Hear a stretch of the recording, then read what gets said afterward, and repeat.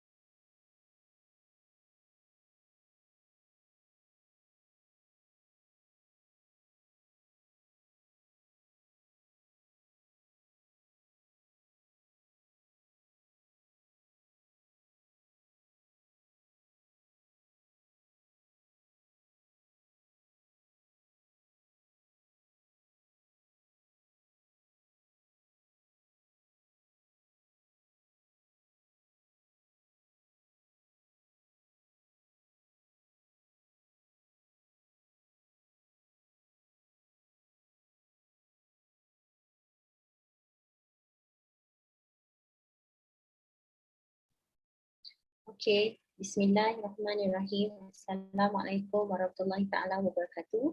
And good morning, everyone. Okay, inshallah, we will start our session now. Okay, I hope everyone is well and staying safe. On behalf of ISTAC IUM, I would like to welcome everyone to today's webinar entitled Radicalization, How Does It Work? Before we start, I have few notes to all of our participants. The duration of this webinar is 2 hours. The panel session will begin shortly. You may write your questions in the chat box, and all questions will be answered in the question and answer session at 11:30 a.m. inshallah. You may also find the live version of this webinar, which link has been provided in the chat box. This morning, we will be listening to a panel session, which will be moderated by Dr. Ahmad El Mohammadi from ISTAC, alongside with our honorable panelists, Dr. Noraksa from UM and Sister Miza Rashid from IUM. This webinar aims to highlight the use of linguistics to recruit and appeal to potential supporters, verbally and non-verbally. This webinar also aims to identify the collection of words that could trigger someone to partake in violent extremism.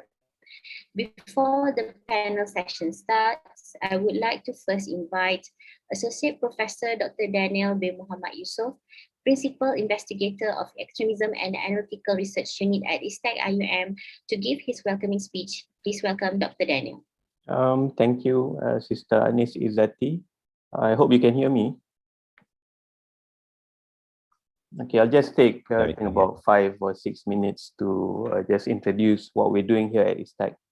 Of course, thank you to Dr. Ahmad El Muhammadi for inviting me to speak for a few minutes in this seminar. So radicalization, how it works. Thank you to Dr. Noraksa of UM, as well as Sister Nurul Niza of the Department of Psychology in IUM for agreeing to be part of the seminar for today. So I'm here speaking as the Principal Investigator for Extremism Analytical Research Unit, or EARU, which is a research unit parked at RMC, as well as ISTAC.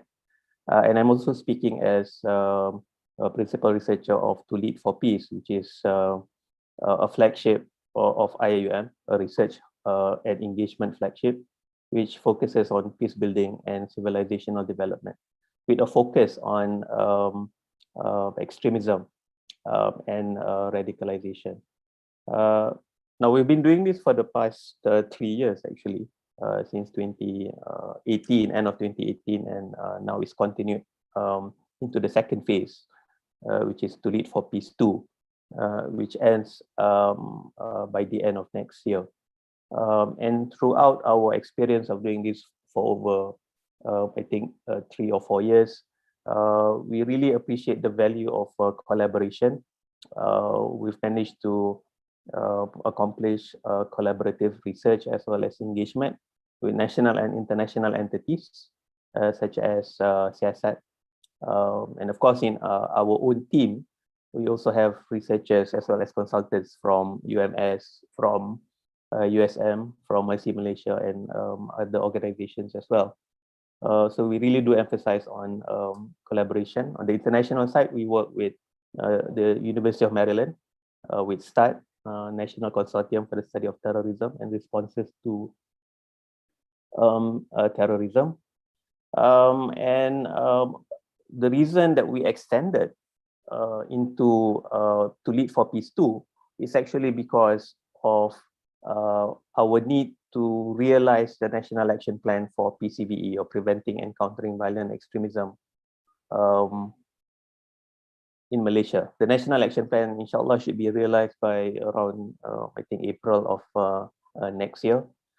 And from what we have learned so far, in terms of our research, we are appointed as consultants to the drafting of the National Action Plan, is that there is a need to further reinforce our capacity building, especially at the level of prevention and intervention. This, of course, involves, I think, introducing as well as engaging with young scholars, such as Dr. Noraksa, as well as Sister Miza, and also to, inshallah, work with them as well in the near future. So we see, I think, after the introduction of the National Action Plan next year, this will be a burgeoning sector. Yeah? This sector will be even more, I think, alive because of the need to fill up the gaps in terms of capacity building and developing expertise in relation to prevention and resilience. So in the case of today, we're looking at psycholinguistics as well as, I think, discourse analysis to a certain degree as well. So I think this is something which is extremely important in relation to understanding the narrative of violent extremism. And of course, only by understanding this can we, I think, attend to devising effective countermeasures, counter messaging and counter narratives in the future. So I think that's it from me. So the whole point, of course, is to introduce scholars. We also have our portal, which is mycveguide.com, which is intended to be a platform to, I think, to allow people who have an interest in PCVE to access materials and so on. And incidentally, I'm just sharing this unofficially. The name of the National Action Plan is also myCVE as well. So the brand is there. It's starting to, I think, manifest itself. And inshallah, by next year, we will see, I think, a new sector opening up in the realm of, I think, security and public safety study in Malaysia. So with that, I end my introductory remarks and I pass it back to Sister Anis Izzati. Thank you, Anis, and thank you all. Thank you very much, Dr. Daniel, for the welcoming speech. Without further ado, I would like to invite Dr. Ahmad Al-Muhammadi, lecturer at ISTEC IUM, also consultant at International Center for Counter-Terrorism, ICCT, The Hague, to moderate today's session. Please welcome Dr. Ahmad Al-Muhammadi. Thank you very much, Anis. Assalamu alaikum warahmatullahi wabarakatuh, and very good morning to all of you. First and foremost, I would like to place on record my appreciation and gratitude to Dr. Daniel Yusuf for officiating our event today. I also like to thank the panelists, that is Dr. Aksa and Sister Nurul Miza, to our event today. I would say this is part of our activities at ISTEC, that is to invite resource person, the expert, to speak on the subject related to radicalization, violent extremism, and so on and so forth. So I also would like to take this opportunity to welcome all distinguished participants to this event.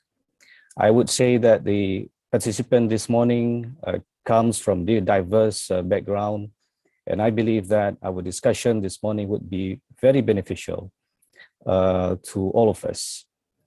I also keen to learn from both panelists because the subject matter that they're going to talk about is very interesting. I would say, to begin with, the title of our discussion this morning is Radicalization, How Does It Work? The idea of having this webinar this morning is actually came during our conversation with three of us. I mean, we have a conversation before because we have the same interest, only we look at from different perspective.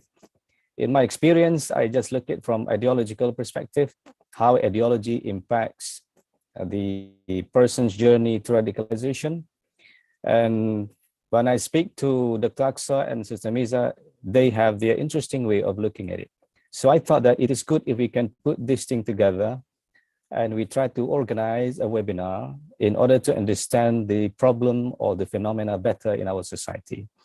So I would say one of the interesting things that we're going to learn this morning is to understand radicalization, but from a different angle. What is the angle? The angle is from the linguistics and psychological perspective. To a non-linguist or non-psychologist like myself, I would say our discussion this morning basically would look at radicalization, or would look at how language, how narrative, how stories, how discourse shape our thinking and influence our behavior. So we are very grateful to have two panelists this morning to speak on the subject. So we have two here. That is first Dr. Noraksa Nabilaissa from University of Malaya, and the second one is Nurul Miza Muhammad Rashid.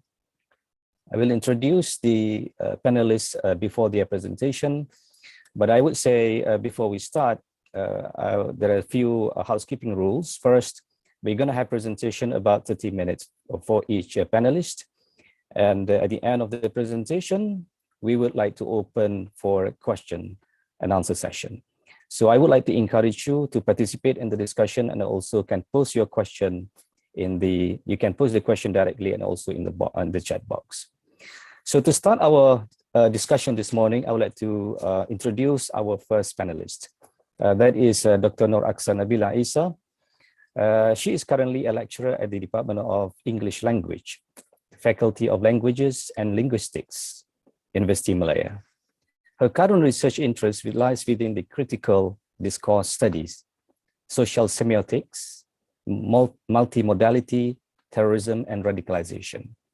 Her recent PhD research looked at the manipulation strategies used by Daesh from the linguistic perspectives. In recent years, she has given a talk at the UK Home Office, as well as the NATO Strategic Communication Center of Excellence in Latvia to inform policy through lens of a linguist. With honor and privilege, I'd like to invite Dr. Asrar to present the presentation, please. Right, thank you so much, Dr. L, for the introduction. First of all, let me share my screen. Hopefully it works. Right, can you all see my screen? Yeah, we can. Yeah, great. Okay, before I start, I'd like to thank ISTEC, IIUM, especially Dr. Ahmad L, and also Dr. Daniel and Anis, Sister Anis, for giving me this opportunity to share some knowledge on my PhD research. And I'd also like to thank the audience for making your time to be here. As you can see from the screen, I'm going to be sharing about texts in extremist materials that talk about discrimination, yeah, and how these texts can potentially radicalize people. But first, it's important to understand what radicalization is before we move on, to the next slide. Because when I shared about this talk to my students, right, I received a question about, what I mean, or what does it mean by, the term radicalization. So I think it's important to first define this term very briefly. So in simpler words, radicalization is the process by which a person comes to support terrorism and extremist ideologies associated with terrorist groups. So vulnerable individuals can be drawn into the process of radicalization in various ways, which I will present to you in a bit. Okay, so this talk is structured as follows. First, I'm going to talk about the research that I did, what I did my research on, what linguistic approaches that I used. And then I'm going to show you bits of analysis of a couple of discriminatory narrative. Due to the time limit, I won't be able to share with you a lot of my other findings, but I've included some points on what else should be, sorry, did I? Yeah, so I've also included some points on what else should be highlighted from the linguistic perspective. Finally, I'd like to talk about the way forward in terms of how linguistics can contribute to the efforts on PCVE, or preventing and countering violent extremism. Okay. Now, just a bit of a background. The group whose materials I analyzed is Daesh, or as I like to call them, so-called Islamic State, or more globally known as ISIS, or the Islamic State. Well, the group has been pronounced defeated in March 2019, but I'm sure we all know that their threats are far from over. So they are still present online, and there have been reports of attacks and bombings in the name of the group. And so due to the concern over the group's continual effort to disseminate their terrorist ideologies, this research aimed to shed light on their propaganda, specifically their online recruitment materials. So I looked at their videos and magazines, that are hosted on different digital platforms. So there were 4 objectives. First, to examine the discursive and semiotic strategies used by Daesh in putting together various multimodal elements, so visuals, linguistics not just about words, right?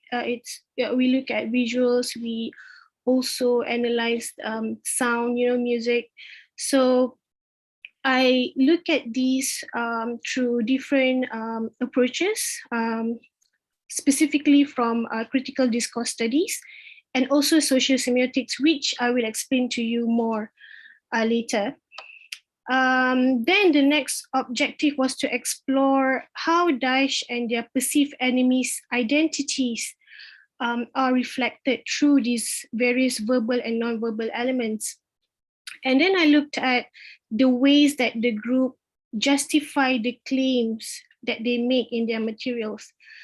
Finally, once my linguistic analysis was completed, I juxtaposed my findings with the reasons for radicalization previously reported in the literature on terrorist groups recruitment.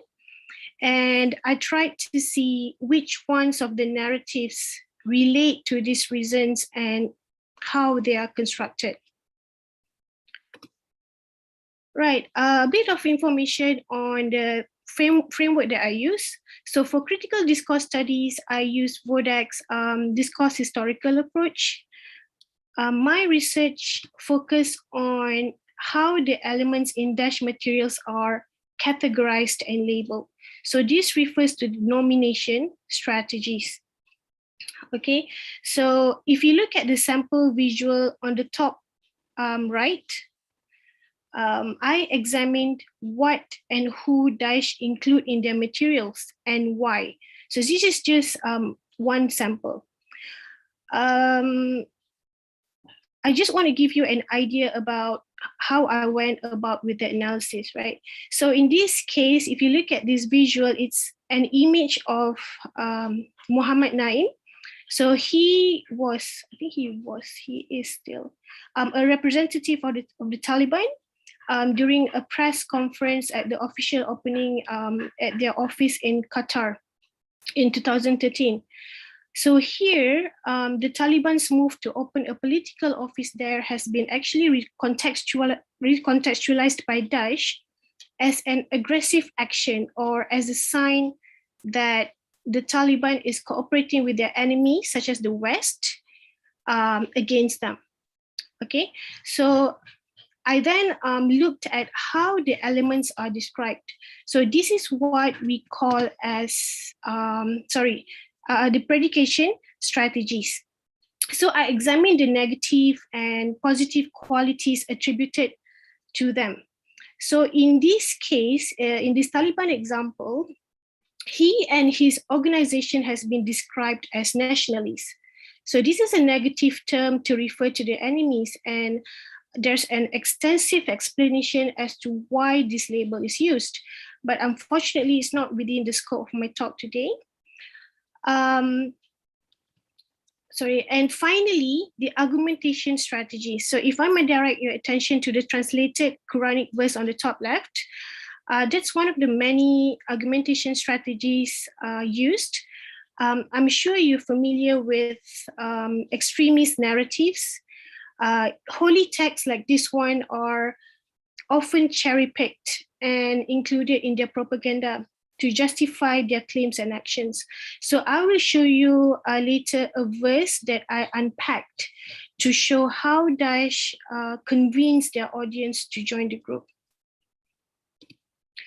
This is another framework that I drew on mostly to analyze the visuals. So it's called the Multi-Modal social semiotics. I use an approach within the visual grammar framework by Kress and Van Leeuwen.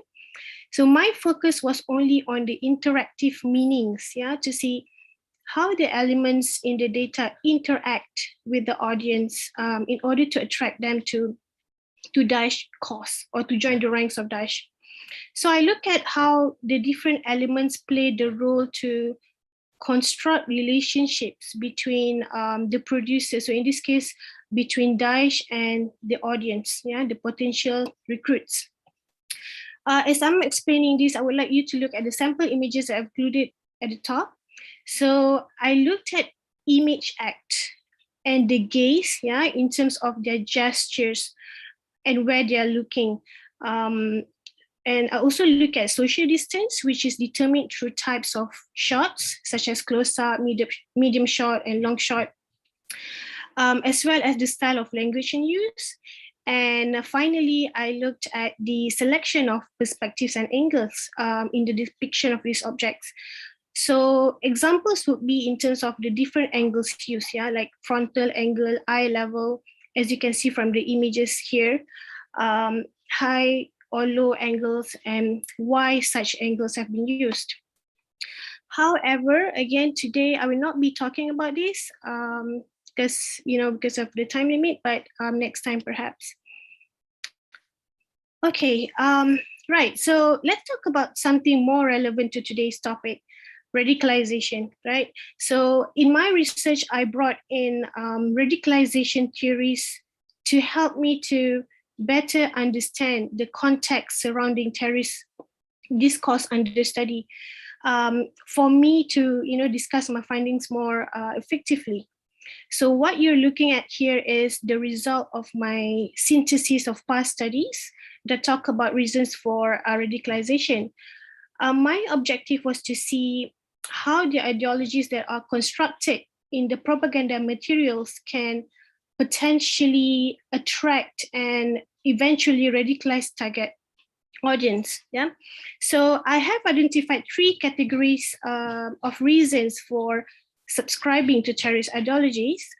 They are attributed to personal, social, and political/religious circumstances. So following this identification of the reasons, right, my findings will show how Daesh narratives can possibly address these issues and offer some kind of solutions to overcome them. So let me read through this list very quickly. So if you look at the personal circumstances, the reasons would be due to reasons for radicalization include, poor living conditions, loneliness, victimization, and often victimization by crime, identity crisis, family dysfunction, adventure seeking, desire to be a hero, reward seeking, and lack of opportunities in the labor market. And as for the social circumstances, the reasons would be due to peer pressure, as well as religious and racial discriminations, which is the main focus for today. And as for the political and religious circumstances, we're talking about those wanting to live under the Sharia law, to defend the Muslims in conflict zones. Yeah, we're talking about Syria and Iraq, and achieve jihad through the fight against the perceived enemies. So once I completed my analysis, I revised the existing radicalization theories that I showed to you just now to fit the context of my data. So as you can see here, the list has become shorter, especially the one pertaining to personal circumstances, right?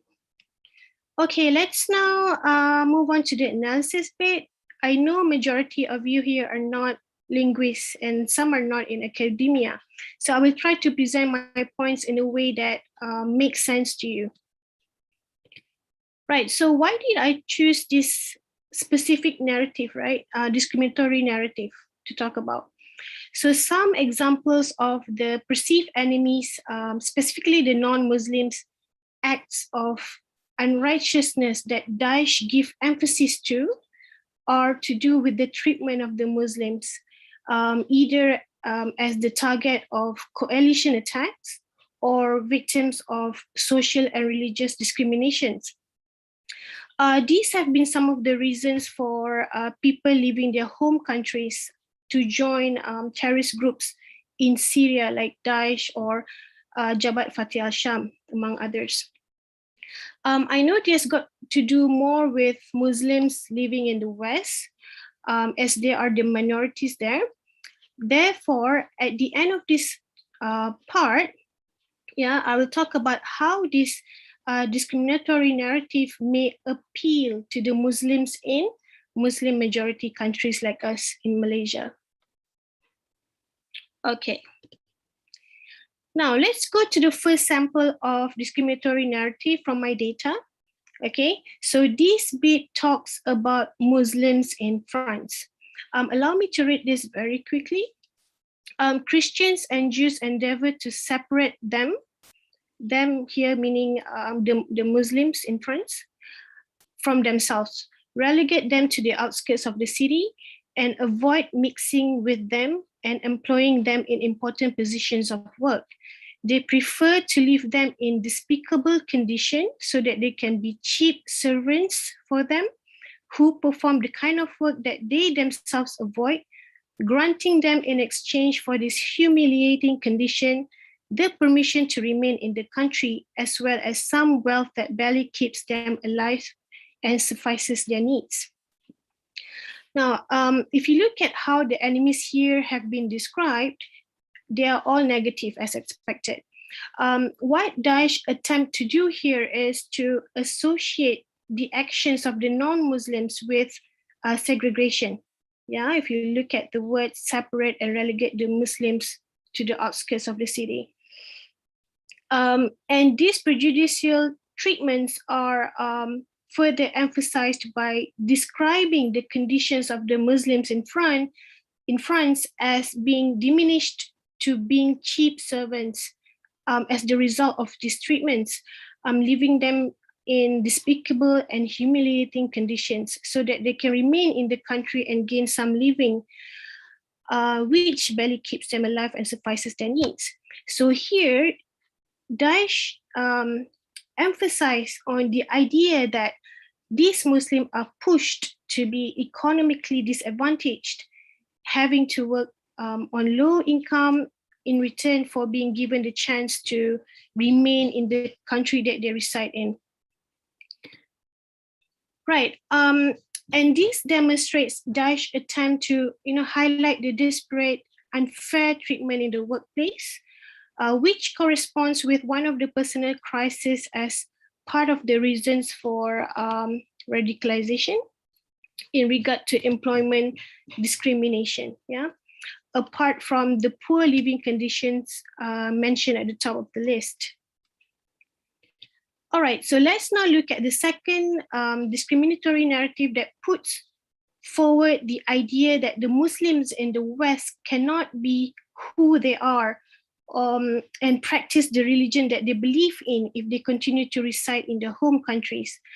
This account is actually provided by a female Daesh member, a Finnish woman, and a convert to Islam from Christianity who left Finland to join Daesh in Syria.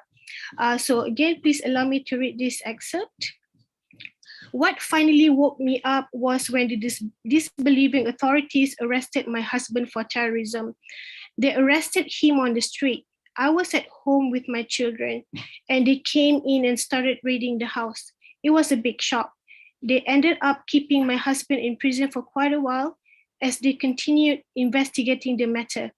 As difficult as it was probably the best thing that happened to me because it opened my eyes to the importance of hijrah or migration. Let me give you a bit of context of this excerpt. Right, so the context given prior to this particular account is that she had been interested in Islam before marrying her husband, who eventually at one point started telling her about jihad and about having sound creed. So this is something that a perceived jihadi would do. So here it is obvious that the husband was radicalized, although there was no detailed account of this process. He would have agreed or had radical or extreme ideas propagated by Islamist terrorists such as Daesh.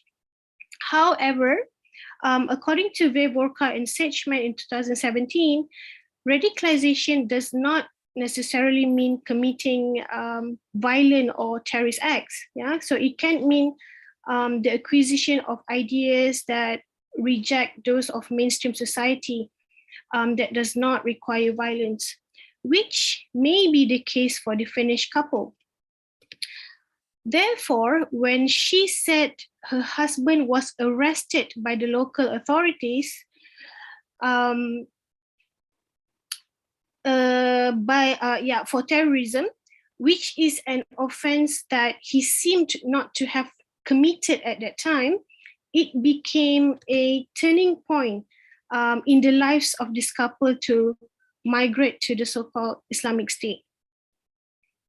Right, so these can be constructed as religious discrimination, and has been one of the key points that Daesh used to persuade the audience to travel to the conflict zone to obtain true freedom there. Yeah, they always talk about true freedom.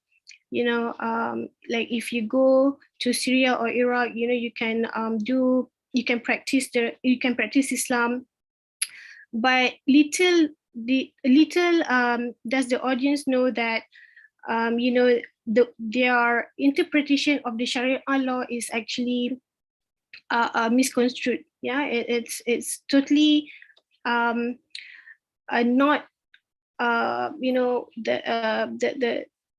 the way, or the way that Sharia law should be practiced. Yeah, it's totally more towards the violent side of it. Okay, right. So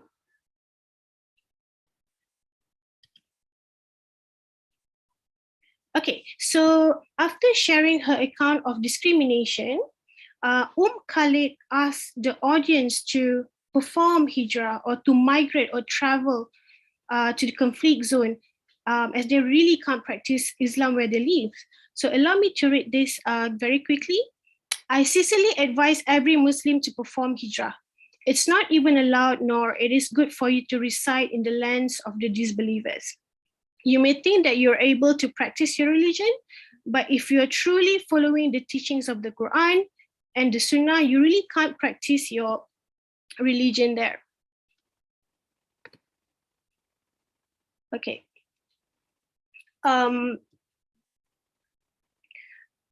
Right, sorry. So the ones highlighted in red are some of the phrases that I analyzed, but this time I like to draw your attention to the phrase highlighted in blue there. Can't practice your religion there. Okay.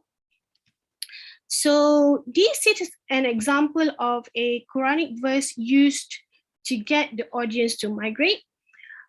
This is a verse or ayat taken from Surah An-Nisa, verse 97. So in this ayat, it says, indeed, those whom the angels take in death while wronging themselves, the angels will say, in what condition were you? They will say, we were oppressed in the land. The angels will say, was not the earth of Allah spacious enough for you to immigrate therein?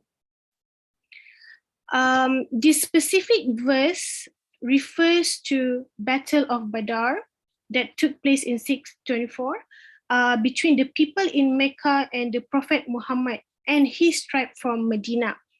So the leaders of Mecca at that time ordered their people to engage in the war, and this included the Muslims who resided there, who resided in Mecca.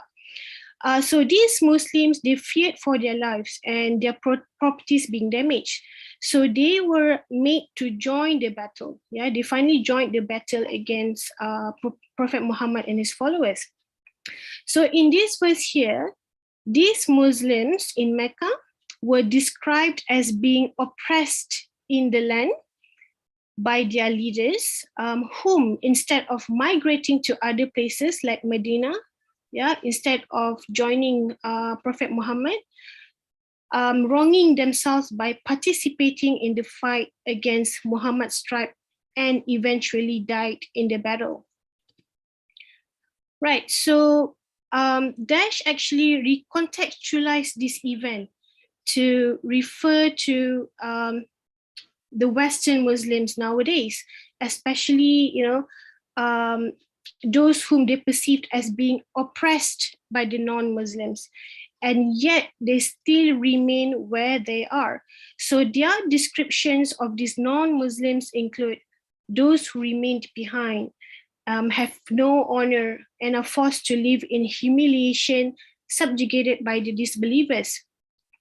So by juxtaposing the lives of these Muslims with those of the Meccan Muslims who remain with their enemies, Daesh is actually attempting to make their audience feel guilty. So they use the stories of Battle of Badr, illustrated from the verse, as a reminder for the far Muslims not to commit the same mistake again, enforcing the idea of performing hijrah as the solution. So this type of argument is the evidence of time and context specific, taken out of context and taken literally and applied ad hoc and at will to fit new situations, all right? This is not unique to Daesh, okay? Using war accounts and analogies is common in extremist narrative.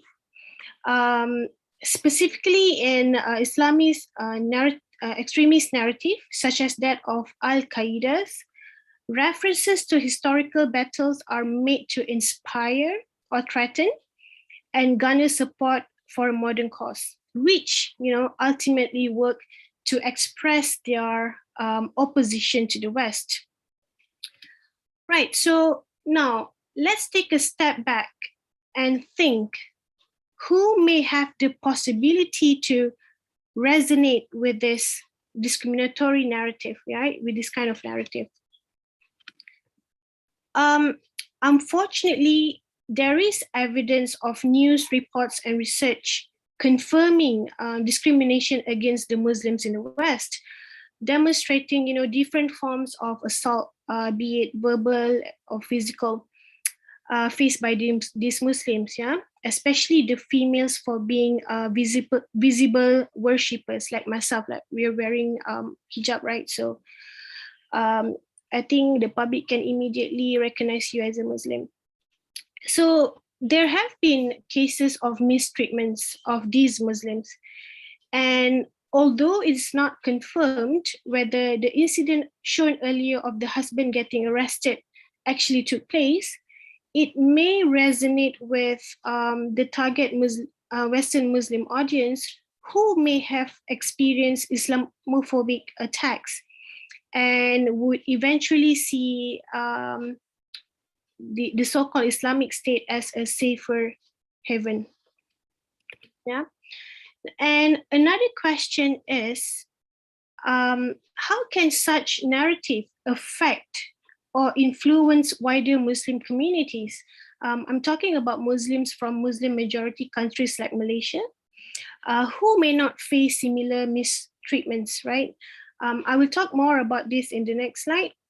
But what I'm not showing you in my talk today is how the propaganda materials pretty much center on the narrative of the West waging war against the Muslims, specifically in the conflict zones. So these enemies are described as aggressors, as warmongers that provoke hostilities there. So they have put forward the narrative of how the West have sent rockets to the conflict zones and killed women and children there. As you can see, the visual here, it's taken from one of the magazines. So the discriminatory narrative, like what I've discussed with you, may amplify this West against the Muslim ideology. So when this group includes the narrative about the West's hostilities, right, towards the Muslims, this may actually further amplify hate towards the West. Okay, so as I've shown you earlier, right, all the labels, all the descriptions of the actions of the West and the lives of the Muslims there have been predominantly negative, with the focus being on the discrimination or the oppression of the Muslims in the West. We all know that this sort of environment is conducive to radicalization. Again, if we go back to the concept of vulnerability, if we talk about vulnerable individuals, it means individuals who, because of their circumstance, their experience, or state of mind, can be led towards the path of extremism. Right. Because I'm a Muslim in a Muslim majority country now, I'd like to touch very briefly on how radicalization works here. Yeah. So if you talk about racial or religious discrimination, towards the Muslims, I think it rarely happens here, unless we are talking about the minorities here, like the Chinese or the Indians, but that will be another topic on its own. If you talk about Malay Muslims, right? Several of the reasons for radicalization that I've learned from the local experts have got to do with wanting to have a sense of purpose in life, to want to belong somewhere, that need for a sense of belonging. Yeah. And this pretty much relates to the feeling of loneliness and identity crisis. I've also heard about family dysfunction being the driver, but mostly the cases here are those wanting to live under Sharia law. Yeah, those who think that Malaysia is un-Islamic. Many also showed sympathy towards the Muslim in conflict zones and wanted to travel travel there, to defend the Muslims and achieve jihad through the fight against the enemies. Okay, so far I've shared about discriminatory narrative with you and its relation to the radicalization theories. So from a linguistic point of view, what else should be highlighted? Right, so what I didn't have the opportunity to share with you is how the group has also used words or phrases that are impactful, such as kufar, murtad, apostate, jihad, okay, to convince their audience to join the group. Because these words or phrases are salient in Daesh materials, it is important to ask if these terms are understood correctly and if they are misinterpreted, in what ways. Okay, so I think this is where linguists can contribute. Then I think it is also important to be more specific in informing the public about how Daesh have manipulated the text and the materials to fit their extremist agenda. For instance, a lot of research have mentioned the misuse of holy text, right? They say, extremist groups or terrorist groups, have misused Quranic verse. But, often it's only in general. They focus on what strategy, but not on how it's done, how it's constructed, and why is it that they're using certain verses, what do these verses, what can these verses do to influence the audience, right? So I think that's important.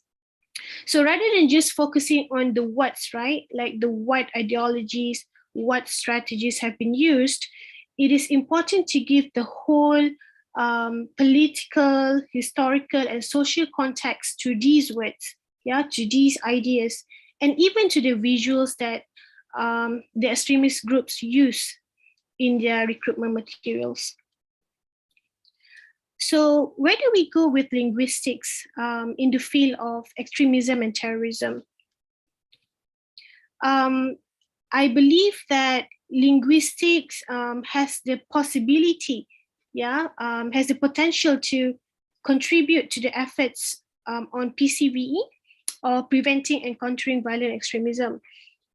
First, I think reaching out to the public, especially the youth, to educate them about manipulative strategies can help them become aware of how they can or have been manipulated, and eventually, we hope that they will eventually distance themselves from violent ideologies. Secondly, because linguists work with words and visuals, right? I believe that we can help in detecting people with early signs of radicalization. An instance would be analyzing their social media posts, to see and perhaps confirm if there's any involvement or engagement in extremism. Okay. Lastly, I believe that we can contribute towards the content or structure of a rehabilitation program. I think in Malaysia we have rehab in prisons, right? Okay. Again, educating the inmates about very specific manipulative strategies, yeah, I think can help them see, how they have been manipulated. Right. That's all from me. So thank you.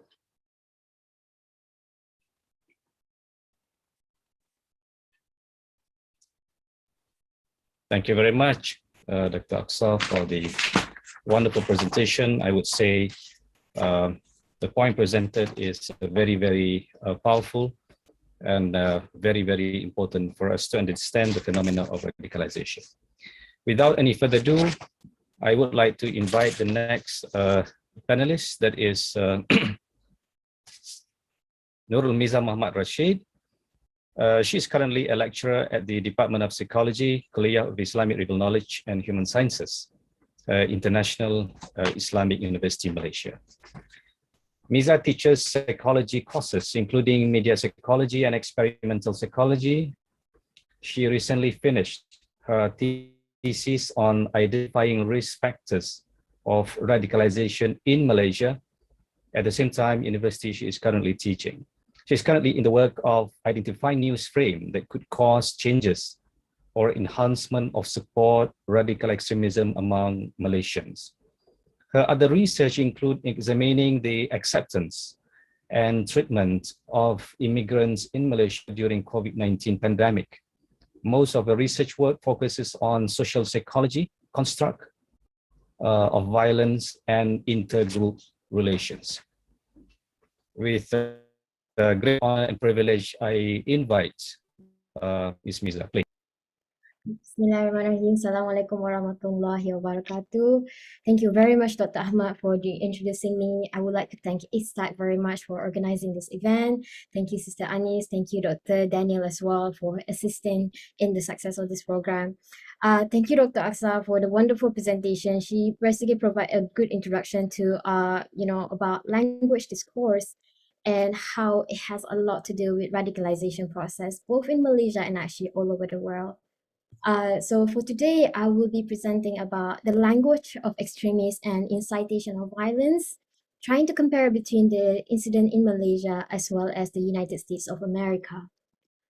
So for my context, overall, I'm going to start with talking about just a brief overview about the radicalization and extremism within these two nations, which is US and Malaysia.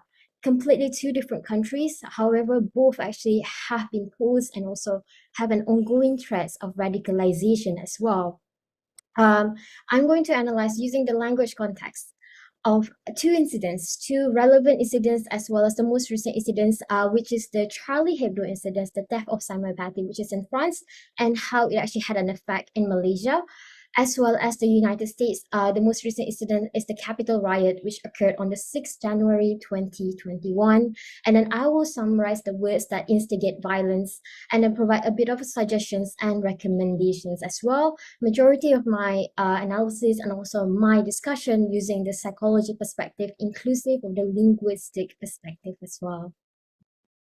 So an overview about violent extremism, I think I remember once I had someone say to me that Malaysia has violent extremism, which is, again, Malaysia is a rather peaceful country. Alhamdulillah, we've not had much of a situation whereby it's a raging concern of like suicidal bombings or like extremist attacks. However, we do have people from Malaysia that participates in violent extremism. So Merdeka Center report, one of the most recent report that actually calculated and provided statistics on how many of us actually supported a violent extremist group.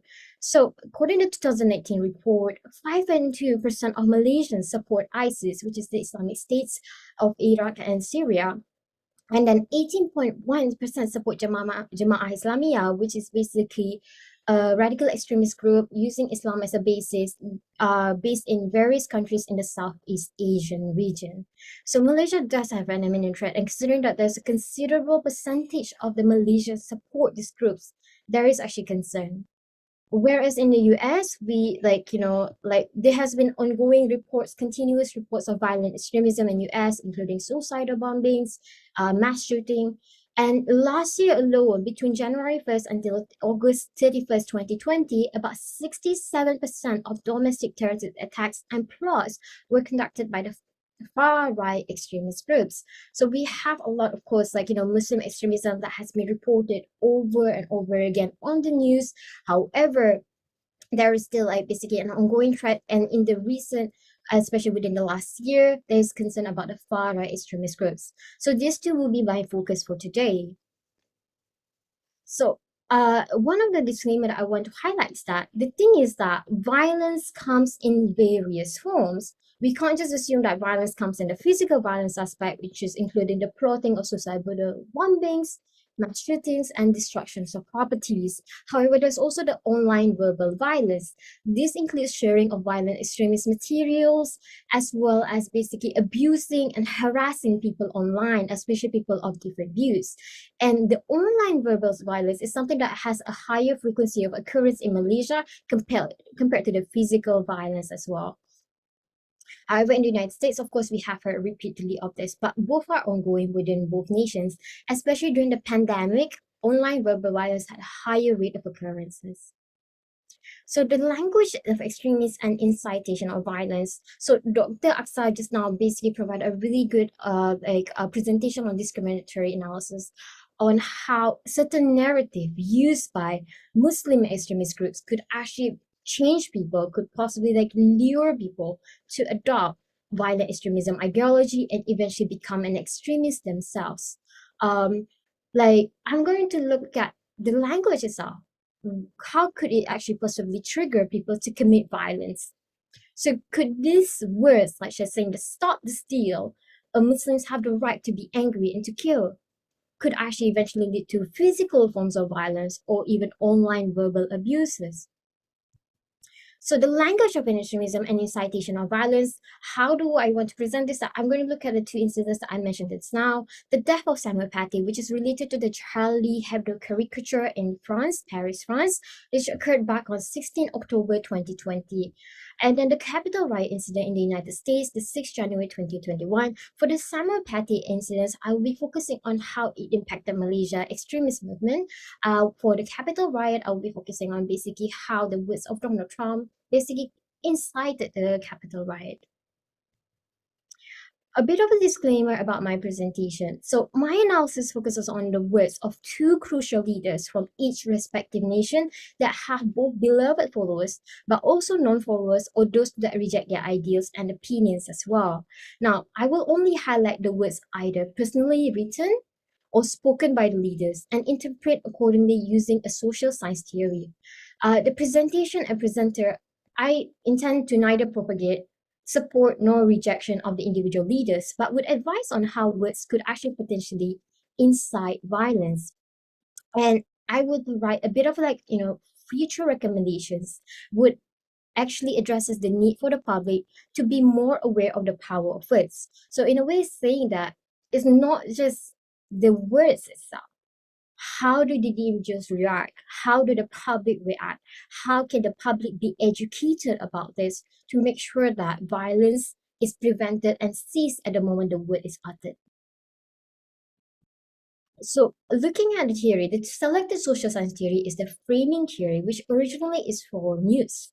However, in the present days, we know that news comes in various forms, including those of speech that can be published online, social media postings. We have news on TV. We have news basically, across all platforms.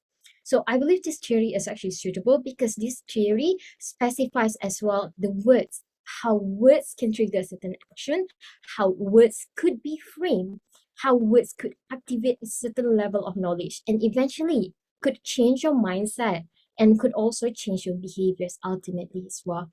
It depends on that aspect of the words. Also, it depends on the individual differences, which the psychology aspect comes in, how possibly your personality, your personal knowledge, your personal previous experiences could also affect how you see certain words presented towards you. So beginning with the knowledge activation, which is a framing theory by Price and Tewksbury, referring that whenever you see a certain words being presented to you, or frames, what we're going to call it, like, when a certain frames presented, what happens is that there's a process of knowledge activation. They are involved the frames, i.e. the words, and then also the knowledge store, which is referring to your previous knowledge that you have, previous readings, previous experiences, previous exposure. And at the same time, there's also that active thought. The active thought is referring to basically which knowledge you are actually using when you are reading or seeing the words that you're looking at. So from this, it occurs like, an active process. And I theorize and also argue that this process could actually be part of the radicalization process, because there is a change whereby whenever you see certain words presented in the news, social media, or something that you hear, it could increase consideration. Increased consideration referring to increased importance towards the item that you're looking at, towards the information that you're looking at. So from before, it could be like, you do not care much. Let's say that the topic is, for example, abortion. Your care, like, or the amount of you care, or the amount of consideration that you have for abortion is that I disagree with it. That's it. However, when there is an increase of consideration, otherwise known as applicability effect, what could happen is that when you have that, you could change from I do not like abortion to I despise people who decided to do abortion. So there could be a change in the mindset or attitude. Or alternatively, it could be enhanced as well. So there's a change probably like, I don't care much about abortion to I hate people doing abortion, or I despise people doing abortion. So that change itself could be due to the increased consideration, because you are presented with certain words or certain information that could cause that change.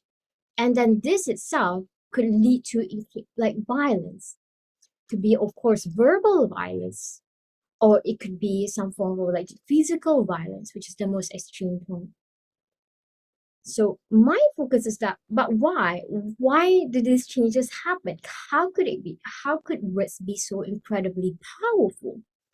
So looking at that, the frames itself, let's not look at the knowledge store and active thought yet. Just look at the frames, which are the words being presented.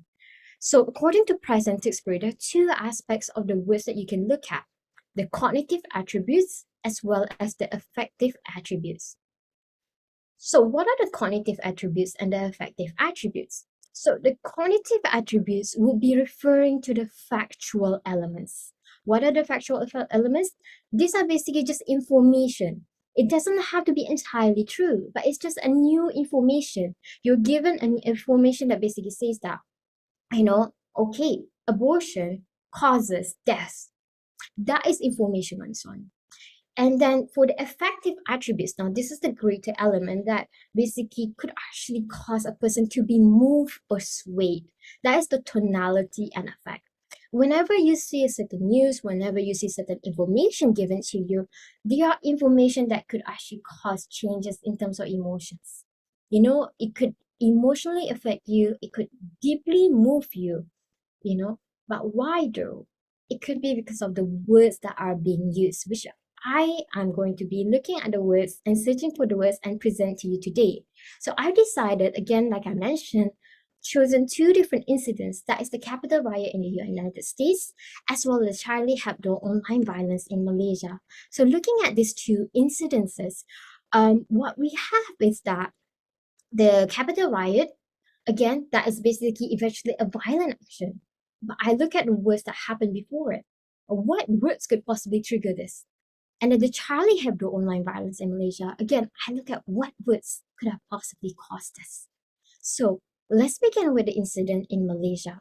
So the Charlie Hebdo online violence, Malaysia, it gives a bit of a background. Of course, the Charlie Hebdo, the murder of Samuel Paty, happened in Paris, France. It's nowhere near Malaysia. Yet, it had an impact on this country, the small country. So as a background, the murder of a school teacher from France, Paris, Samuel Paty, was a result of his attempt to educate students on the value of free speech. So it was during a civics class whereby he educates students. Paty was targeted as he had shown contents of the Prophet ﷺ in a civics class discussing on the free speech. the depiction of the Prophet ﷺ is considered blasphemous by Muslims. So of course, there was uproar. And of course, there was anger when people heard about this as well, because there was an ongoing debate. And I think ever since 2015 as well as 2016, there has been an ongoing debate and ongoing tension, between various Muslim communities, both in France as well as all over the world, about how Charlie Hebdo cartoon should be removed or should not be basically, basically like allowed, because it hurts the Muslim communities, So in a way that we have a bit of understanding why the situation happened, but what could we do about it? What happens next? Shouldn't the violence happen? Shouldn't it stop? Unfortunately, of course, what we have is that, oops, pardon me, that was not meant to be. So what happens is that the incident caused a domino chain reaction, as continuous acts of physical and online forms of violence occurred all over the world, including like thousands rallied in Bangladesh calling for boycott against France after President Macron's response to the incident, which was claimed to be inciting Islamophobia, thus making him the enemy of Islam. And then it did not stop there in France. 3 civilians were killed at a church in Nice, France, by a man repeatedly chanting Allahu Akbar. And then there will be tens of thousands Muslims all over the world, including in Pakistan, Lebanon, Turkey, Ethiopia, and Palestinian territories, protested against French President Emmanuel Macron. And in some countries, the protests became violent.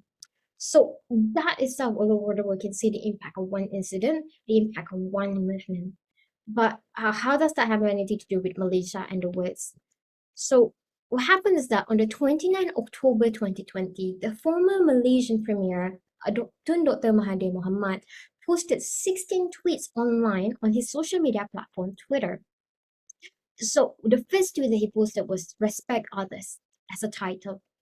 A teacher in France had his throat slit by an 18-year-old Chechen boy. Now, the killer was angered by the teacher, showing a caricature of Prophet Muhammad. The teacher intended to demonstrate freedom of expression. The tweets were followed by eventually this statement, which has been flagged and deleted by Twitter. Muslims have a right to be angry and to kill millions of French people for the massacres of the past. This tweet has been debated, has been publicized all over the world about how a former Malaysian prime minister tweeted rather words that could possibly trigger or incite violence. Let's look further into his tweet. So this is a part whereby I will present my analysis on what my findings. So I highlighted using like textual analysis form. What are the words that could possibly be used? Let's look at it. Angry people kill. Macron is not showing that he is civilized. He is very primitive in blaming the religion of Islam and Muslims for the killing of the insulting school teacher. It is not in keeping with the teachings of Islam. But irrespective of the religion professed, angry people kill. The French in the course of their history has killed millions of people. Many were Muslims. And then Muslims have a right to be angry and to kill millions of French people for the massacres of the past. But by and large, the Muslims have not applied the eye for an eye law. Muslims don't. The French shouldn't. Instead, the French should teach their people to respect other people's feelings. Since you have blamed all Muslims and the Muslims' religions for what was done by one angry person, the Muslims have a right to punish the French. For my text analysis, so remember I mentioned about the cognitive attributes as well as the factual attributes. What will be the the affective attributes? What will be the cognitive attributes? What are the factual content that could actually cause a change in our mindset? So the facts that he represented is, first of all, the murder of teacher out of anger for drawing caricature of Prophet Muhammad sallallahu alaihi wasallam. And then next, the teacher's death was a resultant of his action for insulting Muslims. And then finally, angry people kill and Muslims have the right to kill or punish. Now, these are actual facts. He is stating facts. Without a doubt, these are actually factual information which are correct. Angry people kill. Muslims have the right to kill or punish. Now, this is debatable factual information, of course. But this is information provided to his readers. Information that basically could be read and also could be used to justify and incite violence. What about the effective attributes, the effect and tonality? From the tone that can be read from the text that is posted by Tone M was that Muslims have a right to be angry and to kill millions of French people for the massacres of the past. That could be constituted as anger, from anger. And then since you have blamed all Muslims in the Muslim religion for what was done by one angry person, the Muslims have a right to punish the French. That is vengeance. So those are the texts that was presented, and from the effective and cognitive attributes. What's the effect? What's the aftermath? Well, there was a divide. There were some people who were against what he said. But of course, the divide also can be led to the extreme divide. So for example, like, at the bottom, one of the users said that your religion is one of the greatest moral criminals in human history, surpassing communism and fascism combined, and on those grounds alone should be abolished. Its criminal edicts are etched in stone within its own text, especially the Medinan portion of the book. And the millions of people practicing other faiths have been massacred by Muslims across countries in the past, and history proves it. By your logic, do you mean that they have the right to be angry and kill Muslims? Request you not to propagate such thoughts in France's terror attack. And then the last text, Mahathir was a savage man who sought to support the radicals. These are those against him on the one divide. On the other divide is that there are people who are supportive of what he said. Thanks, Mr. Mahathir, you gave them a lesson. French, Stalin, Mussolini, Lenin, Serbians, all of them killed millions of Muslims, and now they act like they're innocent. And then the last one, Tun, my heartiest congratulations and best wishes to you for your distinguished plot that has reached 32 million. This remark is not bodichism, but a fact. Malaysia boleh, Tun always, no problem. And when France government continues to offend and provoke the feelings of thousands and insists on doing so, do not imagine the Muslim leaders can easily control every single one of the masses and prevent them from carrying out reactions such as killing that happen. So this is a various posts that were basically responded as what he has posted. This is still available on his blog, as well as still available. Some of the tweets are still available on his page. Let's look at the next one, which is the Capitol riot in US. So for the Capitol riot in the US, we have a bit of a background. So the United States Capitol building in Washington, D.C. was stormed by followers and supporters of the former US President Donald Trump to protest the 2020 election results. Now, the riot occurred after the Save American rally, which Trump had spoken at to encourage his supporters. His words at the rally echoing his frequent tweets claiming dissatisfaction against the election results he claimed was stolen and fraudulent. I actually used his tweets, which he posted between 3rd November 2020 until the 6th January 2021. Over 768 words, majority of it, with number 1, of course, the word election. Number 2 words, rigged. Number 3, fraud. Fake, fraudulent, massive, corrupt, history, inaccurate words. So these are the top 10 words found from his tweets on the election alone. And then from those words, you can see what kind of agenda he's trying to push over here. And then from his final speech at the Save American rally, with majority of the words basically go, votes, states, no, election, country, ballots, left, right way. There's lesser on the aspects about fraudulent, but in actuality, those words were spoken as well. One of the last thing that he said, so let's walk down Pennsylvania Avenue. I want to thank you all. God bless you and God bless America. Thank you all for being here. This is incredible. Thank you very much. Thank you. From the text analysis, what were the cognitive attributes or the factual content? Remember, factual does not mean truth. It's just basically an information that is provided. First, the first fact is that the election was illegal or fraudulent. The second is that country-loving Americans need to fight back. And then the third one is that we need to go to the Capitol. So we're going to walk down Pennsylvania Avenue. I love Pennsylvania Avenue. And we're going to the Capitol. We're going to try and give. These are among those that were stated from both his tweets as well as during his speech at the Save America rally. The name of the rally itself, Save America Rally. The information presented could indicate that this is something noble. This is something valuable. And this could move and sway his followers as well as his supporters. What about the effective attributes? Well, there were several that was found, including patriotism, anger, retaliation. We must stop the steal, and then we must ensure that such outrageous election fraud never happens again.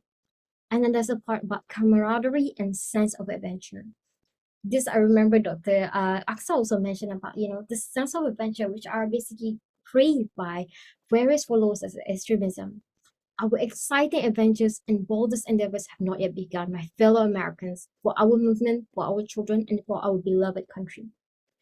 And also, finally, the religious sentiment as well. I want to thank you all. God bless you, and God bless America. So from this text itself, what are the words that could instigate violence? Well, there's a lot of it, of course, but we could summarize that something as simple as stop this steal, fight like hell, our country will be destroyed. There's affective emotion, like the tone we can sense of anger, and of course of a sense like, we need to do this, the sense of urgency as well. And then from that information, you realize that there's something, unjust going on. The factual information, there's something unjust going on, and we have to do something about it. Muslims have a right to be angry and to kill millions. Muslims have a right to punish. This word could potentially instigate violence. So for the Malaysian aspect, Charlie Hebdo incident. So how did it instigate violence? So the words presented includes Muslims have a right to be angry and to kill millions. Muslims have a right to punish. Again, the knowledge store, as I mentioned earlier, was about what kind of knowledge and previous experiences that you had. You can see that from the presented of the aftermath. There's pro and against. So your personal knowledge and your personal experiences can actually have an effect on how you react to this, of course. And then the active thought, which information you prefer to actually activate when you are reading or being presented with the frames. So from that, with the frames presented, the words presented, and the process of knowledge activation, you have the increased consideration, which is the applicability. And what happens next? The change of mindset. So there's one path, which is anger towards those who insulted Muslims added or enhanced. Then what happens? Online verbal abuse towards the French community and the Western community. On the other hand, anger towards Muslims added or enhanced. There could be online verbal abuse towards the Muslims and increase Islamophobia. What about the capital riot? So the knowledge store and also the active thought combined together with the words presented, stop the steal, fight like hell, our country will be destroyed, causing an increased consideration and then perceive that they have to fight back against unjust election and government. What happens next was the storm of Capitol building, which is the physical violence as a reaction. So that was my analysis and basically my presentation on the part how words could cause violence, and language of extremism can actually be found even among the words that has been uttered by our crucial leaders. However, that doesn't mean that they are extremists themselves. It could be, but that doesn't mean that they're extremists themselves. However, the words can be repeatedly echoed during the violent extremism. The words can be repeatedly echoed, repeatedly used, misused, and abused. So what will be the suggestions and recommendations? So first thing first, I mentioned about the active thought as well as the knowledge store. That means that not everyone could be affected equally to the words presented because maybe of their past experiences and their own selection of how the words could be affecting them. So the public should be educated on the language of extremism. Information provided even among the key leaders should be deeply scrutinized to ensure only rational and appropriate responses are enacted upon. And then remember the incidents of course, Emmanuel Macron as well as Jacinda Ardern. Leaders of a nation, their first reaction, the first words that they say can have an impact on how the community actually respond to violent incidents. So there could be a violence incident occurred, but how do they respond could either increase hate or control and making sure that harmony remains within the society. Last but not least, disclaimer is that one size does not fit all. So we would assume that whatever it is that, this word causes violence, that word causes violence. In actuality, the reality is much different than that. In a way that somehow what causes a person to be radical, what causes a person to be affected by certain words might not be the same for other violent extremists all over the world. That's it for my presentation. Thank you so much, everyone, for listening. And of course, I will pass this back on to Dr. Ahmad. Thank you very much, Miza, for the very insightful presentation.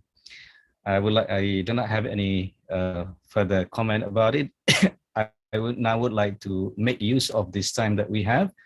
We have basically more than about 40 minutes for the Q&A session. We have several questions here that we have. I want to go straight to that.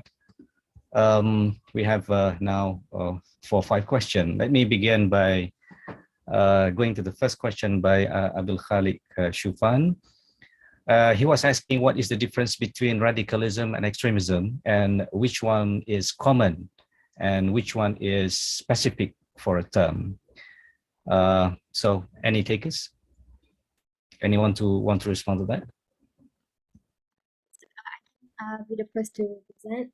So what is the difference between radicalism and extremism, which was common and which one is the specific term? So this, you can say that radicalization, at least from my thesis and from my perspective, radicalization is a process. We're referring to the process of change from, we can say, neutrality towards extremism. And then extremism is basically the outcome. So that would be my debate for it. And which one is common, which one is specific for a term? Both are equally echoed, both are equally utilized. Anything from Aksa? Yeah, I think what Lisa has mentioned is, the definition of radicalization. Yeah, as I said earlier in my slide, it is a process. Yeah, but I think the question is on the term radicalism or extremism. Yeah, so if you look at the definitions of these two terms, yeah, it is actually about holding an extreme ideology or belief. Okay, so radicalism is, it's more on the need to get the society, to go for changes. Yeah, we're talking about revolutionary. Yeah, we're talking about people who advocate thorough or complete political or social reform. Okay, I think if you're talking about radicalism and extremism, I think these two terms can be interchangeably used. But of course, radicalization is a different term on its own. And I believe that the more common one will be extremism. If you agree with me, Dr. L. I have actually different perspective of looking at these two terms. Number one, the word sorry, I'm not the third panelist, but I'd like to add to what the other two panelists has mentioned.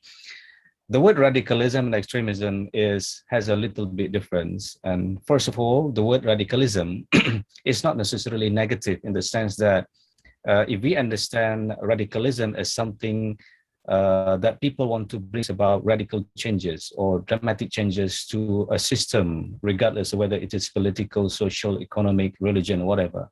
But if the change is positive, if the change is based on the norms, based on the, in the context of a nation state, based on the law, then I would say it is a positive radical changes. Some people make that differentiation. However, if the dramatic change is based on violence, based on the violation of law, based on the extremism in that context, therefore it becomes negative. The idea of iPhone, for example, is a radical idea to people, most people in the world 10 years ago, maybe, or 15 years ago, because you combine all application in one tools or one gadget. It is unthinkable. However, because of the radical idea or changes that people bring in, like Apple, so we can have a very wonderful tools. So I would say that radicalism could be positive and negative, depending on how you use it. However, in the context of extremism, is something which is negative because it operates beyond the norm. It's always exceed the limit. If you look at from religious perspective, like although we mentioned, extremism could be in the form of hardship or in the form of being too strict, too extreme in one end, and also could be in extreme loose on the other. So he was referring to the actual teaching in Islam is actually a wasatiyah teaching, that is in the middle. Mm. So in conclusion, I would say radicalism is acceptable if it is used in positive sense, except when it comes together with extremism. You want to add something, Misa? Well, not much. I think, like, you are actually indicating that there's also one more thing. There's an ongoing debate somehow, even within the academic narratives, about which word is the appropriate one. We also have the third commonly used word. I would say the most common, like, basically like publicized by the media more often, which is terrorism or jihadism. So like there's various other terms that, like, in terms of commonality, but from the academic perspective, again, we have the radicalism and extremism. Wonderful. Let us go to the next question now. I think we have more question come in.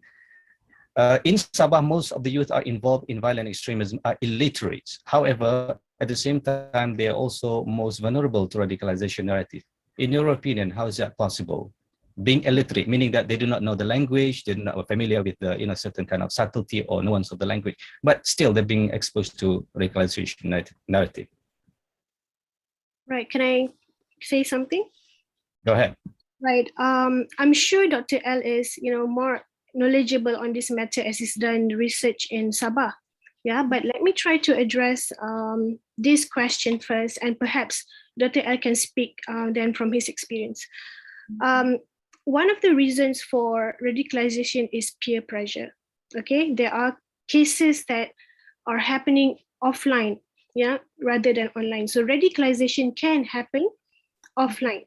So if these illiterate individuals mingle around, with radicalized individuals, or if they are exposed to, propagation of extreme ideologies on the ground, they could be, influenced through these means, these different ways. Yeah. Do you agree with me, Dr. Ahmad El? Yes, of course. Radicalization has a many or multiple pathway, we call it, or multiple trajectory. So one of the trajectory is a language trajectory, meaning that how the language is being used to influence people. But well, I think there are also other factors. Yes, on that point, I would agree with you. Any takers, Misa? What do you think about this? Absolutely agree. My addition would be that, so considering that they're illiterate, I would say that, like going back to the knowledge, the previous knowledge, one of the possibilities is that they are unable to identify that, what is right and what is wrong in terms of, like, what is the rightful teaching of Islam, what is the, like, like the wrong teachings of Islam as well. So that could be also like one of the cause of it. All right, thank you very much. I think that's about it. Now we go to the next question. We try to respond to this question, all of them. Nowadays, gender-based violence is violent, especially for Muslim women, increasingly happen throughout the world. From your opinion, is it one day this group can be radicalized and affect others as IS style as well? Right. I think if you're talking about IS style, right, you're talking about the so-called Islamic State strategies, okay? Of course, this is possible, because based on my observations, the manipulative strategies that they use, it's not really only unique to the group, okay? It can be similar in some ways for different extremist groups. So it can be applied, for instance, for far-right extremist groups like the neo-Nazis, KKK, or the IRA. An instance would be, an easy instance would be the use of holy text, for example, as justifications. So yes, just remember that, all these strategies, it can be used across the board, by different extremists and not just Islamic State. Yeah, I agree with Dr. Aksa on that matter. Like IS style, I would consider as IS style would be probably like, of course, the violent extremism, and then the spreading of their ideology, as well as the fact that, you know, they basically lure people in by looking at their deprivation or anything that they basically are missing out from their life. So like, you know, possibly like, you know, being oppressed, being like, you know, being violently attacked or any other forms as well. So possibly, yes, you know, gender-based violence could be another narrative. It doesn't necessarily have to adopt the IS style of using Quran or religious scriptures. It could just use like, you know, facts, actual facts to try tell people that, you know what, this is not cool, this is not okay. We have to do something. And the things that they could do is definitely using violence, causing an uproar, causing like, you know, basically a violent chain of like violent reaction. Excellent. We go to the next question. How is the new trend? Are we talking about the new trend of terrorism or violent extremism in the world, taking into account also the IS style of violent extremism? For example, the US Capitol uprising on January 6, 2021. How do you put this thing together? Like in one hand, we have ISIS style, and on the other hand, right-wingers also coming up. Is this considered as the parallel radicalization, also counter-radicalization? What's your take? Interesting. I would say they are definitely parallel in terms of like the way they draw people in. The way they draw people in. Of course, the root of like the ideology or the narrative itself, like, you know, okay, one is basically saying that, okay, it's right-wing extremism, another one is basically like about Islamic extremism. They are, of course, different. To basically, they're almost opposing in terms of like, their ideas as what is right and what is wrong. But in terms of like, you know, the trend, how do they lure people in? And also the ultimate outcome is violent. You know, and the new trend of violence is not just physical violence. Like, you know, in the recent days, we have a lot of like ongoing conspiracy theories, ongoing online harassment. You know, usually they're trying to lure more people. They're trying to like create more people supporting of their extreme ideologies. So that will be the new trend. And in a way, both of them are equally doing the same thing. And it's like also like, it's not just localized in one country. Somehow it's all over the world because of the social media, the power of the internet and social media.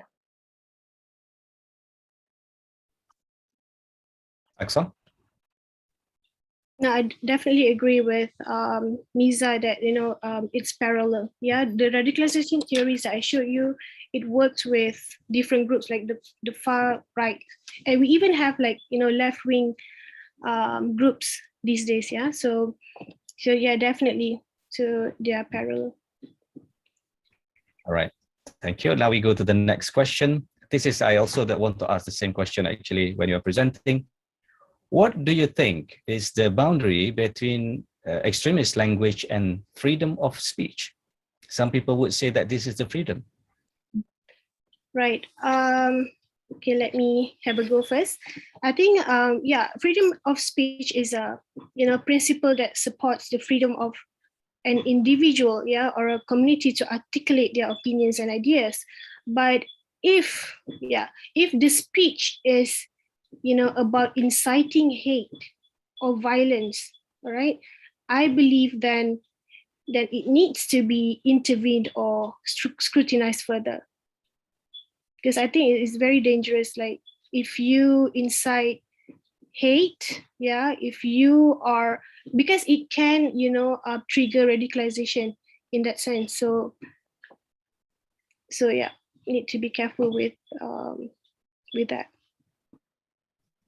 What do you think, Miza? This is a very interesting, you know, about freedom of speech. And so it's basically part of the ongoing debate about whether France should exercise absolute freedom of speech or not. So during my actual like class lesson last year with my students of media psychology, I mentioned to them, you know, I read about like from the Library of Congress, freedom of speech is considered as essential freedom in France, definitely. But is it absolute? In actuality, even in France, there's still restriction. Because they're trying to control, they're trying to make sure as well, equal to every other countries in the world. Some words we can't just say because it could cause an insult to the other community. It doesn't necessarily lead to violence, but in a way that to maintain peace, to maintain harmony, and to maintain good relationship between various people of cultures, religion, or people of different genders as well, there are just certain words which should never be uttered. So, you know, so when it comes to freedom of speech, like, you know, we should realize that it could have an effect. And also, like, there should be an ongoing debate. What kind of words should be used? What kind of words should be restricted as well? Should we punish people for those? That's basically another question as well. Should we punish people for using those words? Because we punish people for committing extremism, but should the same be practiced? I think that it would be a different debate, and I don't have quite the answer today. Like, if we were to punish, what kind of punishment should we use? But there should be boundary. There should be boundaries. There should be boundaries to the freedom of speech.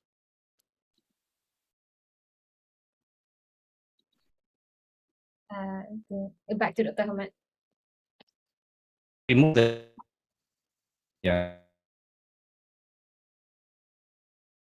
radicalization and radicalization.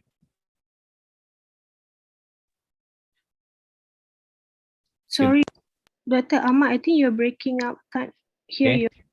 Let me repeat again. What do you think of the need for disengagement and de-radicalization to tackle both extremism and radicalization? Do you think disengagement and de-radicalization works in the context of extremism and radicalization? Well, I think if we talk about disengagement and de-radicalization, right, I think it sort of relates to rehabilitation. Yeah, but I also believe that if we talk about disengagement, right, it can be used, as I mentioned in my last slide earlier, it can be done through, public outreach, by education. Public should be, educated about, all these extreme ideologies, the manipulative ways, that have been used. So yeah, public outreach is one thing. And yes, I do believe that because we do have in the prisons, to de-radicalize the inmates. So I believe that to tackle radicalization, if you're talking about the process, the pathway towards radicalization, I do believe that it is important to have this sort of education and de-radicalization program, which is actually a research project that I propose, and hopefully, I can get accepted and I can conduct this research in the nearest future.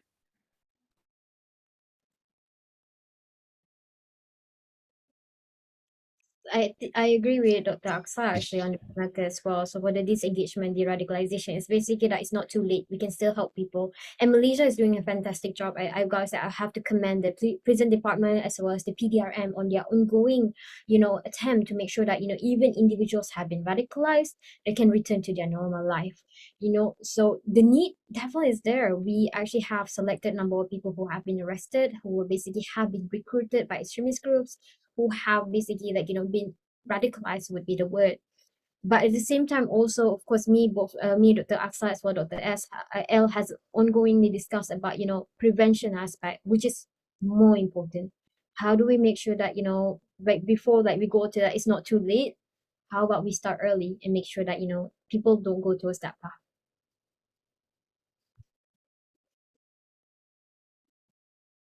Is Dr. L with us? I think Dr. L has been disconnected. Oh, that's a bit unfortunate. Oh, there you go.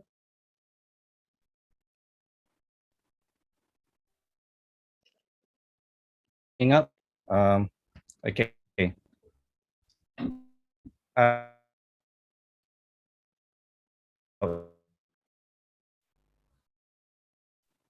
Can you hear me? No, Yep. I can't hear Dr. L. Okay. Oh yeah. I think I can hear you now. Okay. Okay. Good.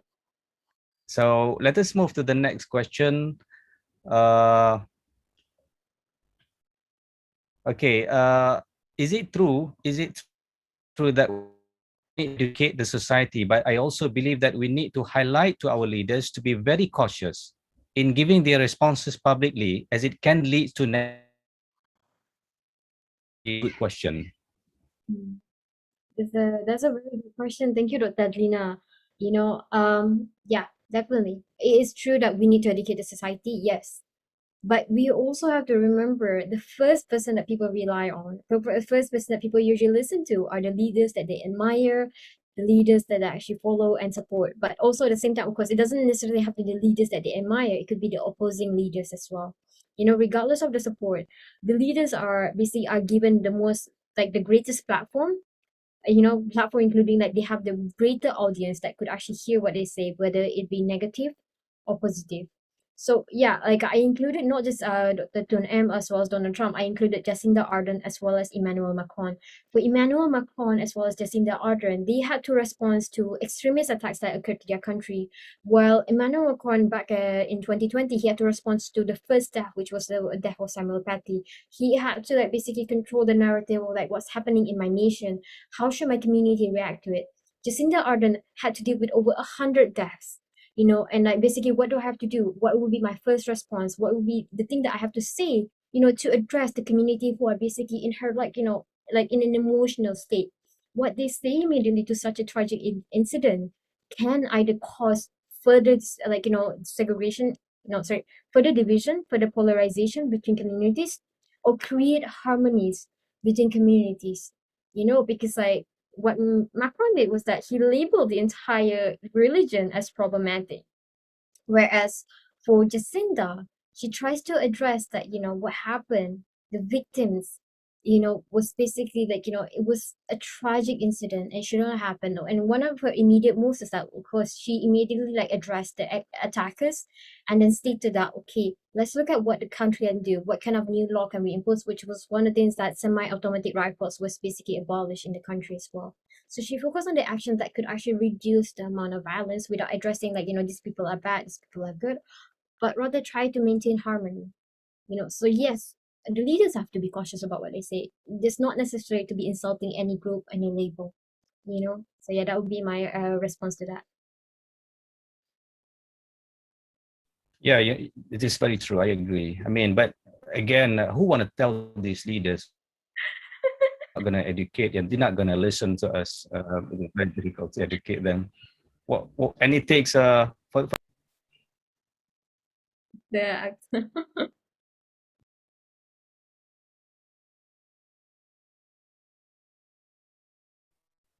yeah. You want to add something, Aksa, on this about the need to educate our leaders as well on the how to use like.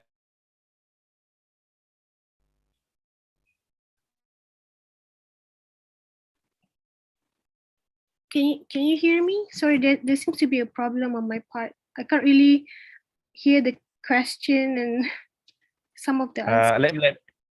Let me read to you the question again. This is very good question actually. Is it true that we need to educate? It is true that we need to educate our society, but I also believe that we need to highlight to our leaders to be cautious in giving their responses publicly, as it can lead to negative impact. Meaning that we need to educate our leaders how to use language too. What do you think about this? Yeah, I think you know, it is very important that, you know, leaders should be educated about their language use, right? We have I think in critical discourse studies we have an expert. She's called Professor Ruth Vodak, and she actually works closely with political leaders in Austria. Yeah, so I'm not sure to what extent, you know, to what extent is their cooperation, but I do know that she actually you know, when she actually goes through the speeches of the political leaders before the political leaders actually speak in front of the public. So I think, I'm not sure if it's possible to be done in Malaysia, but you know, we can try, or we can have I'm not sure if this is possible as well, but we can try to have them involved in our programs, you know, like if we have workshops on radicalization, or you know, we can have them, you know, we can get them to get involved with our initiatives here in Malaysia as well. I agree with you. You know, a lot of people being on how terrorists actually radicalize others, but we need to talk about how politicians actually radicalize others too. Now let's move to the next question. What is the new trend of extremism or terrorism that is possible to threaten the world today? I mean, based on your observation, is there any new trend or departure, let's say? I would say anti-vaxxers. Currently, anti-vaccination and also those Good point. conspiracy theories is a very new trend that is threatening the world. People who are anti-vaxxers, because remember, not just Muslim are radical extremists, not just people who are supporters of Trump we would consider or right-wing extremism. Like, like probably they're the most publicized, they're the most that receives attention worldwide, but we're forgetting that radicalism, extremism comes with various narratives and ideologies. Anything can be used for extremism and extremist ideology. So the current trend within the 2020 until 2021, which we should genuinely be concerned about, is the anti-vaxxers who basically I wouldn't say I think I want to address the elephant in the room as well. There are genuine people who can't get vaccines due to personal health. So, but I'm not talking about that. I'm talking about people who pose non-factual arguments about vaccination. Like untrue statement about vaccination. And then people who are still saying and still echo that COVID-19 is a propaganda of the government. It's not true. It does not exist. So that is the real threat that is happening in the world right now. Conspiracy theories. Yes, conspiracy theories. Right, exactly. This is interesting. All right. Aksa, you want to add something? Yeah, if I may add, if you're talking about trends, right? I think we always hear about like far right extremists, okay? But I think nowadays with the COVID-19 situation, we can also see the rise of left wingers. Yeah, so this is something that we should also, zoom in as well. Yeah, the left wingers is definitely, um, I mean, there's definitely cases where left wingers they demand for thorough or complete political reform. So I think we should be looking at this group of people as well.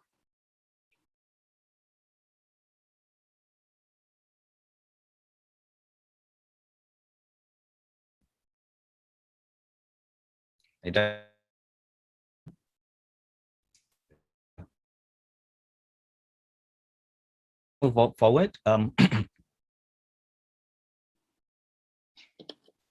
Sorry, Dr. L, you're breaking up. Couldn't hear your question. All right. Okay. I think it'd be better to switch off our videos, right? I mean, to increase the bandwidth. Okay, sure. We go to the next.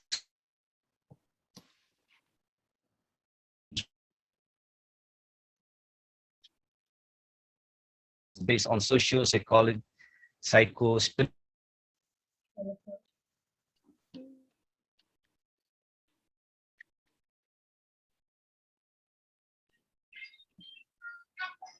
Hello, Dr. Ahmad. You're breaking again. Oh.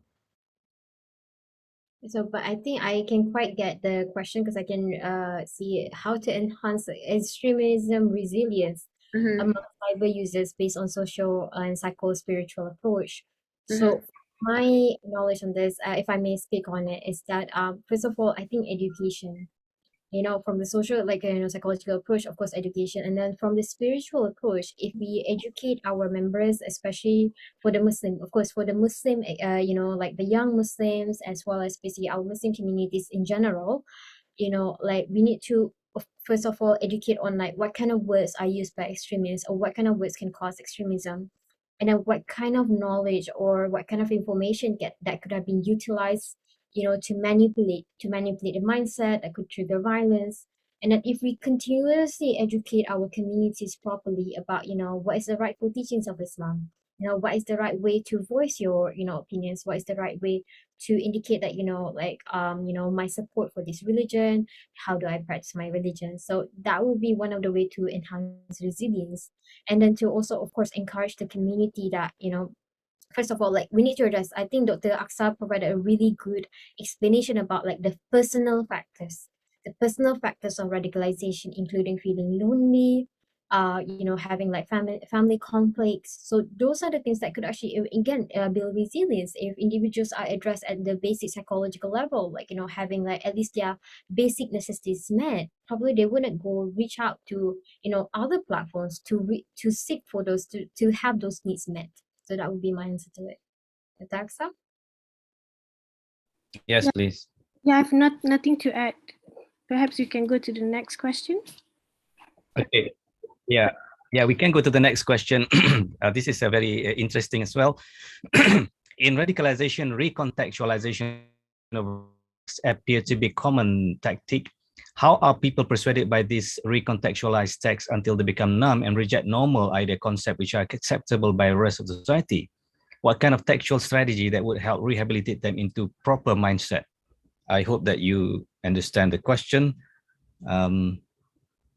What is your take on this? Right. Yeah. Now, if we talk about holy text, right? Recontextualization of Quranic verses, for example. Here's the thing. Vulnerable individuals, when they are in the path towards radicalization, they only look at this holy text and they only take the literal meanings. They don't really understand, the historical context, to these kind of texts.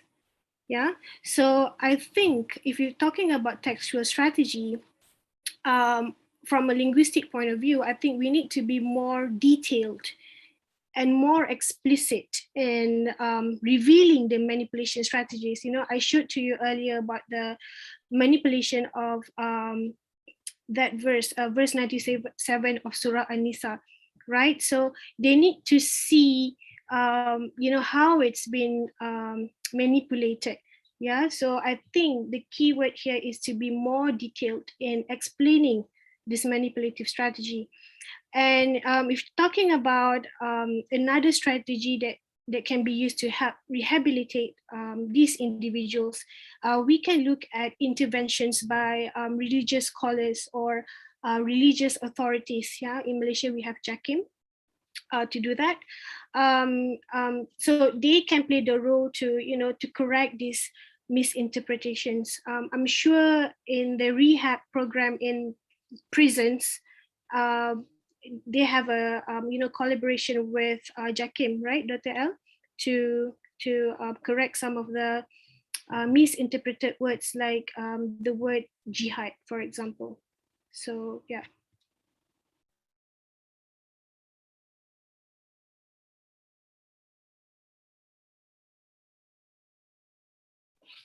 I think Dr. L is off again. But I have nothing more to add to that. I think Dr. Aksa actually provided a really good explanation on that. All right, great. So maybe I can help read the next question. Well, we have 5 minutes left.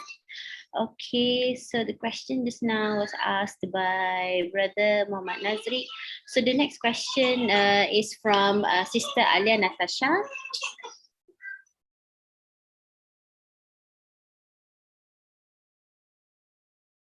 Not only men, but also women. Taliban also recruiting women by giving them false hope.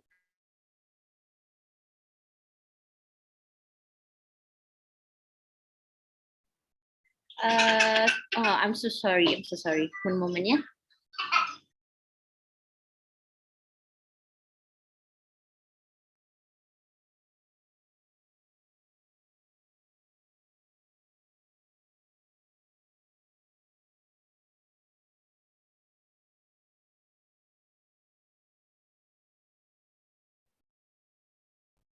Where are we now? I'm sorry for it's the most what they call a bad coverage That's okay. It happens. on my end. Sorry, mine too. Sorry. So I repeat that question again by Sister Alia Natasha. Not only men but also women, Taliban also recruit women by giving them false hope to live heavenly. If they come to Syria and marry the fighter at the same time, they slowly jump into radical positions. But this is hard to detect as the process of requirement is not same as the recruitment. So how do we make sure the safety of innocent women out there? This is quite a difficult question, I would say, because okay, first of all, you have to of course like identify the women who are at risk. So that's the first one. You know, like identify women who are most likely vulnerable to the messages and vulnerable to the text. Again, I think I will always emphasize education, of course. And another thing that we could also ensure the safety of this woman is that the people around her, you know, marriage, of course, like, you know, is between two person, but at the same time, we of course involve our family members in the decision making process and also like informing them about who we are involved in as well.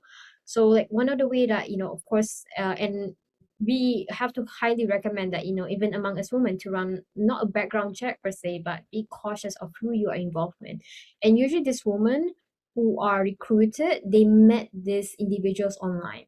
So like advise those like, you know, this woman, especially like, you know, single woman or any woman at all, like including those who basically were of divorced or like widow, and like, you know, to inform them about like, you know, the like be cautious of who you meet online actually. So yeah, that would be my advice on that. Dr. Aksa, would you like to add to the answer? Yeah, I think it the same goes to women. You know, if you're talking about public outreach, right? We're talking about education. I think the women out there should also be educated on, you know, on how they can be radicalized or manipulated. So that will also, you know, be about including the talk on how they could have been convinced through, you know, marriage and all that. So they need to, I think if they are exposed to this kind of information, right, so they will be more careful, especially when they are online. Right. Okay. I think we have a few minutes left. So we only have a few minutes left. So I'm going to go ask the last question. And as for the rest of the questions, what we're going to do is we're going to compile these questions and email accordingly. Is that okay, Dr. Aksa and Sister Miza? Yeah, that's totally fine. Right. Okay. So the last question for today is from Nur Aizuddin Nur Effendi from FSK UPSI. He would like to ask, within context of the civilization of Islam, do you think the proper worldview can steer us away extremism?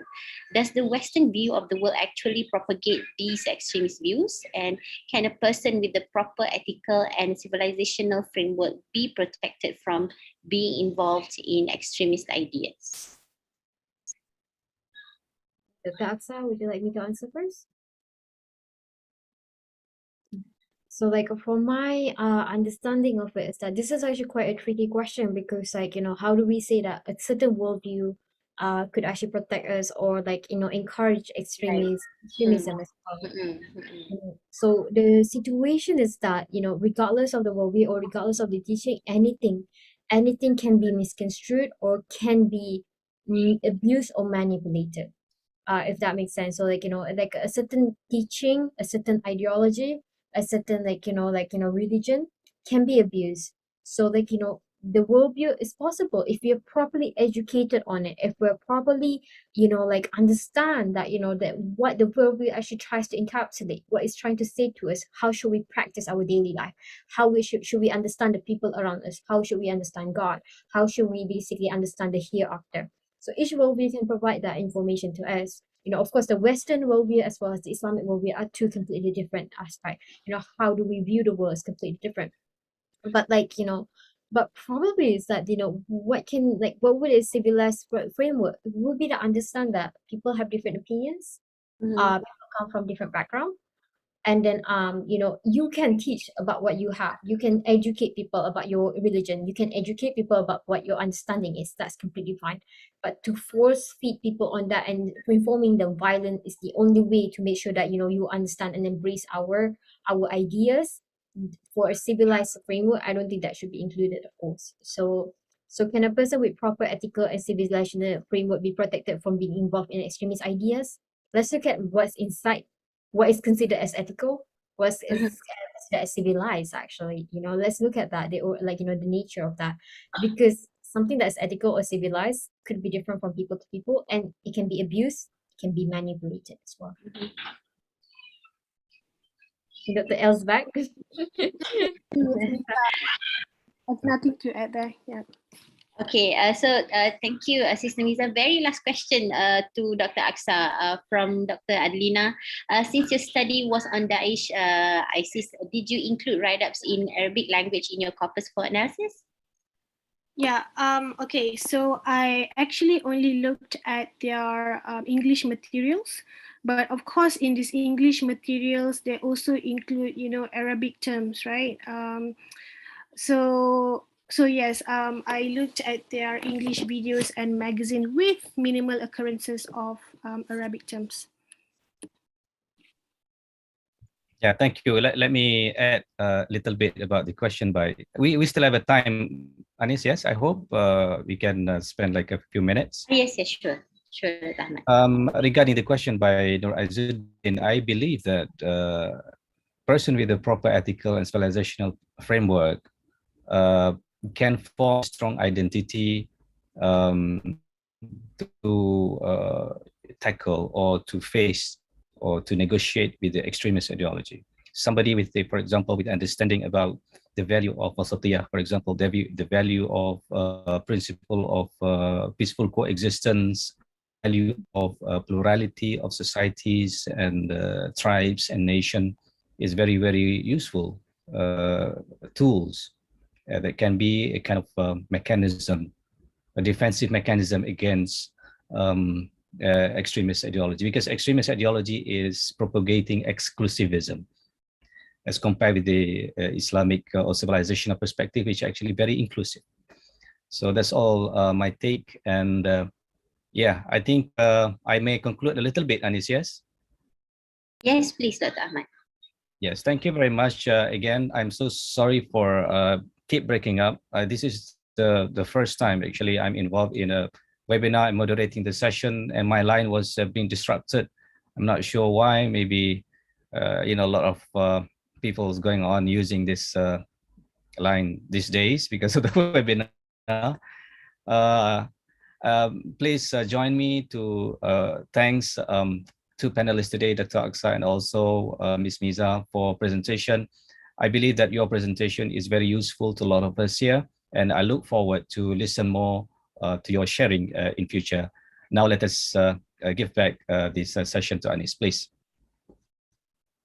Thank you very much, everyone. Thank you, Dr. Ahmad, for moderating today's session. And thank you so much again to Dr. Aksa and Sister Miza Abdul Rashid for sharing your insightful presentations. If you like to watch this webinar again, you can watch it at ISTAC TV YouTube channel. It is available there. If you have questions or suggestions for the webinar, please do email us, or you can also email directly our panelists. With that, I end today's webinar, and on behalf of ISTAC IUM, we would like to thank all participants for joining us today, and we hope to see you again, inshallah. In the meantime, please stay safe. Assalamualaikum warahmatullahi ta'ala wabarakatuh. Waalaikumsalam warahmatullahi wabarakatuh. Thank you. Thank you all so much.